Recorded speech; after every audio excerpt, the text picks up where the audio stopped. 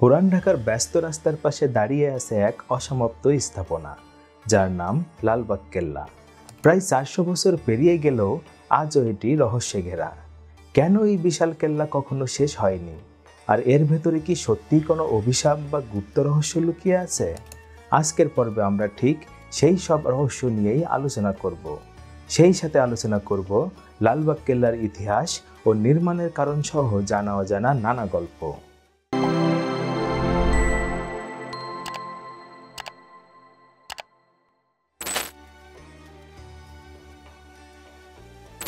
1678 সালে মুঘল সুবাদার প্রিন্স আজম ঢাকায় লালবাগ কেল্লার নির্মাণ শুরু করেন। এটি কেবল একটি দুর্গ নয়, বরং বাংলার সবচেয়ে বড় দুর্গ এবং প্রাসাদ হওয়ার কথা ছিল। কেল্লার ভেতরে মসজিদ, সমাধি, বাগান এবং আরও নানান ধরনের রাজকীয় কাঠামো নির্মাণের পরিকল্পনা করা হয়েছিল।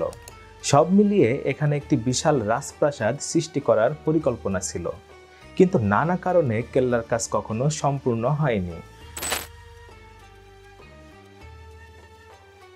হঠাৎ করেই লালবাগ কেল্লার নির্মাণ কাজ থেমে যায়। এর পেছনে কয়েকটি কারণ ছিল। এর মধ্যে একটি কারণ হলো প্রিন্স আজমকে হঠাৎ দিল্লি থেকে ডেকে নেওয়া হয়, তাই তিনি আর ঢাকায় থাকতে পারলেন না। এরপর কেল্লার দায়িত্ব নেন সুবাদার শায়েস্তা খান। কিন্তু অল্প কিছুদিনের মধ্যেই ঘটে একটি দুঃখজনক ঘটনা। শায়েস্তা খানের মেয়ে পরিবিবি মারা যান কেল্লার ভেতরে। এই ঘটনার পর তিনি বিশ্বাস করতে থাকেন যে এই জায়গা অশুভ। এ কারণে শায়েস্তা খান কেল্লার নির্মাণ কাজ আর শেষ করলেন না। এই ঘটনার পর থেকেই কেল্লার কাজ পুরোপুরি বন্ধ হয়ে যায়।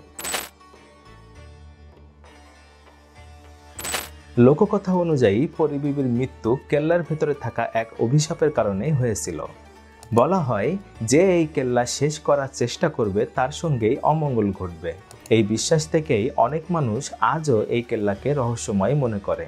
অন্যদিকে অনেক ইতিহাসবিদ মনে করেন কেল্লা অসমাপ্ত থাকার পেছনে মূল কারণ ছিল মুঘল সাম্রাজ্যের রাজনৈতিক অস্থিরতা এবং ক্ষমতার লড়াই। প্রিন্স আজমের দিল্লিতে ডাকা, শায়েস্তা খানের দায়িত্ব নেওয়া এবং অন্যান্য রাজনৈতিক জটিলতাই এই কেল্লার কাজ অসমাপ্ত থাকার মূল কারণ। আজ লালবাগ কেল্লা ঢাকার প্রাচীন ঐতিহ্যের প্রতীক। এর ভাঙা দেয়াল যেন চুপচাপ ফিসফিস করে বলছে, আমার ভেতরে এখনো অনেক রহস্য লুকিয়ে আছে। লালবাগ কেল্লা কি সত্যিই অভিশপ্ত, নাকি এটি কেবল ইতিহাসের খেলায় অসম্পূর্ণ থেকে গেছে? এই রহস্য ও ইতিহাসের সংমিশ্রণ কেল্লাটিকে আরও আকর্ষণীয় করে তুলেছে। আজকের আলোচনা এতটুকুই।